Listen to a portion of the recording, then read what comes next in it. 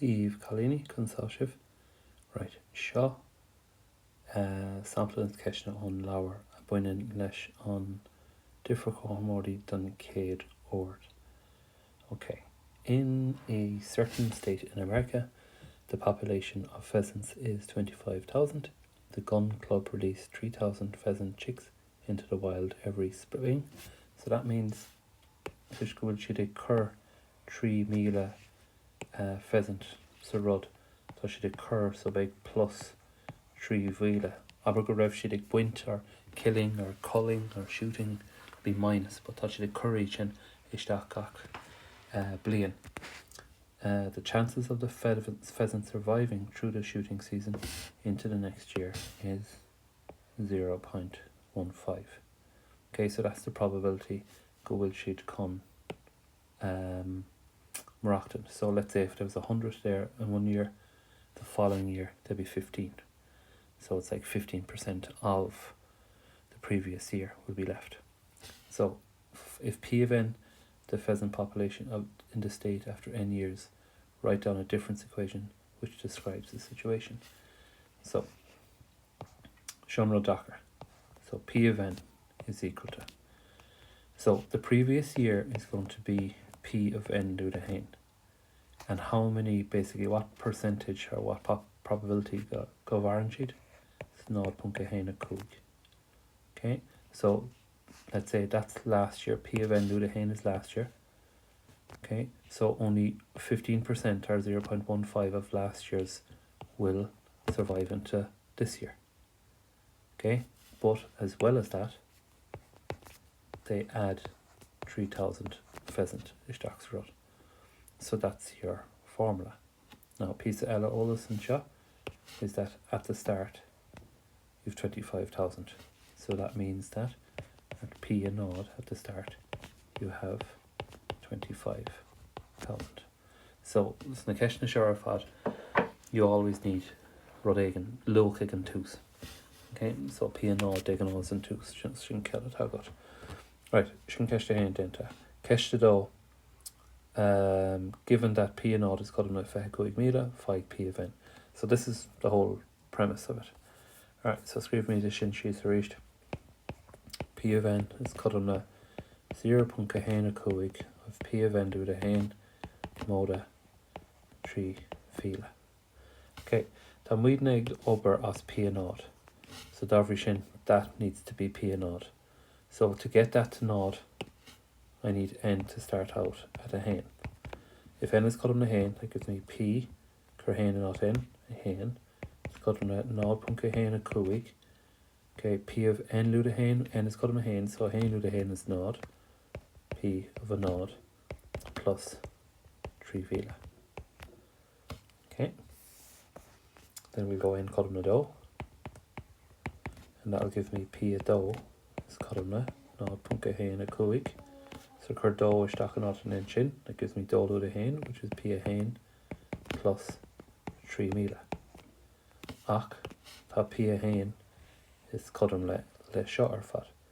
So in onad an P a hain sin, I'm going to put on glass or bar ar fad isteach. So that gives me, that gives me nod.1 a cúig times the cur on P a hain seo ar fad isteach, nod.1 a cúig, P a nod plus 3 mila. And now I need to put in this plus 3 mila and seo I get there a comma. So we've got nod.1 cúig for nod.1 cúig, nod.1 cúig for nod.1 cúig. Sin column le nod.1 cúig carnatha for P a nod. The nod.1 cúig for 3 mila gives me 3 mila times nod.1 cúig, and then we have this plus 3 mila and seo comma. So plus 3 mila. Okay, now we go again. We go in column 3. So cur in column 3 is dark and seo. Agus P of n lú a hain. So that gives me P of a 3 is column nod.1 a cúig. P of a 3 lú a hain is a do móda 3 fila. a ríist nó tá P2 is codm é seo ar fad. So tá mé codm é sin a chuirteach an áit an P2 an sin. So that gives me 0.15 fá 0.15 cairnatha P0 plus 3 vila fá 0.15 plus 3 vila. So sin rud buí sin ar fad. In áit P2 buí atá gom an sa. And now that sin caiid an plus 3 míle a chur ag an deire. Sin an plus 3 míle seo. So that's this one. Now méidigh sin amach, so I have 0.15 fá 0.15 cairnatha is 0.15 cúbatha fá P0. And then I have 0.15 fá é seo. And that gives me 3 vila times 0.15 cairnatha. And now I have 0.15 fá é seo. And that gives me 3 vila times 0.15. And then I've got 3 vila seo na chuirteach plus 3 vila. Okay, now before the pátrún eiscint an seo. So we have P of a 3 is codm na 0.15 i gog to 3. Okay, so that's fair enough. So when n is codm na n, we have P of n is codm na 0.15 i gog to n times P0. Now, this guy here, this is a shekev ulriach. So it's every term is being multiplied by 0.15. So let's say if I go backwards here, so if I start with 3 vila, then multiplying that by 0.15 gives me that. Multiplying that by 0.15 gives me that. So what we have is we have plus 3 vila times hain plus 0.15 plus 0.15 squared plus 0.15 cubed, etc. all the way down to 0.15 go to n luda hain. Okay, now the n luda hain and sin confuses people a little bit. There's n terms. Okay, so this is the first, this is the second, this is the third, this is the fourth. So you can see the first is a gog to nod, the second is a gog to hain, the third is a gog to do, the fourth is a gog to 3. So this is the end. So that's a gog to 1 less than it. Okay. So tidying all that up, this gives me P of n, it's codm na 0.15 gog to n P a nod plus 3 vila fá.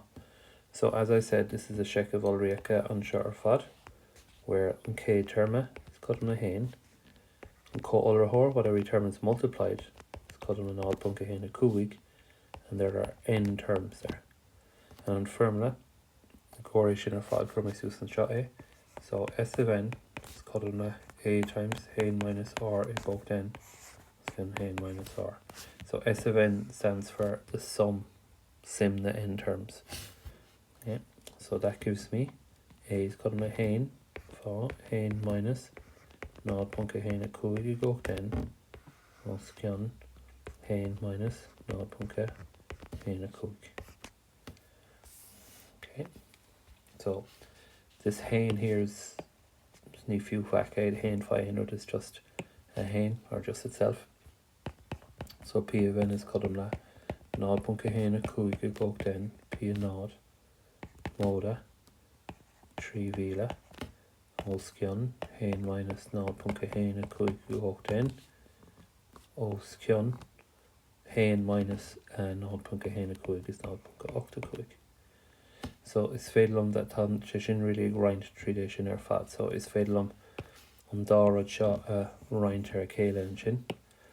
So that gives me P of n is codm na 0.15 go to n.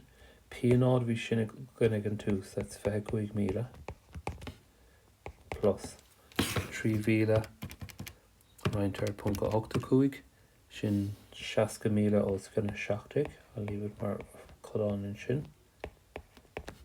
times hain minus 0.1 a cúig gocht n. Okay. Now by gurm é seo a bhéadú fá iad seo. So that gives me P of n is cut na 0.1 a cúig gocht n fá 25,000 plus, so seaca os gan seachtaigh fá hain, or seaca míle os gan seachtaigh fá hain, or seaca míle os gan seachtaigh, and then seaca míle fá é sin will give me minus 0.1 a cúig gocht n times seaca míle os gan seachtaigh. Now, my can do our seo, we've got 0.1 cúig gocht n times Rodégan and 0.1 a cúig gocht n times Rodégan. So we can bring those two together. So we get P of n is cut on that 0.1 a cúig gocht n times cúig míle minus the seaca míle os gan seachtaigh. So the minus, sin a minus and sin. Okay, but not the root, we've got this part here as well, the plus. So it's plus seaca míle os gan seachtaigh. And now I came there and I just tidy that up. So that's 0.1 a cúig gocht n. So 25,000 minus seaca míle os gan seachtaigh gives me 21,470.59 plus seaca seachtaigh. Okay, so sin fargra. So an rud a bhí again dús bhí an déanra and the pheasants ag brathir an terma an blian ribh sin, but now níl sé ach ag brathir in an sin. Okay, Rebecca agus Molly tasúil gon raibh sin carachtaíomh. Slán go bhfuil.